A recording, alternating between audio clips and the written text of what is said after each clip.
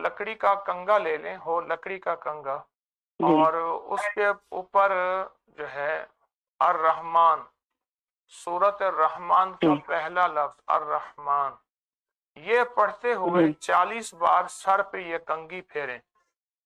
चाहे ऊपर जी फेरें या कंगा हल्का हल्का दें।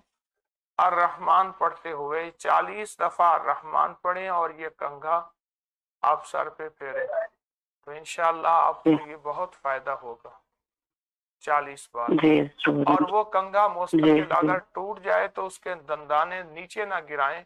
जमीन में दफन करने हैं, मिट्टी में, जी और टूट जी जाए तो वो फिर वो भी दफन कर दें और ले लें।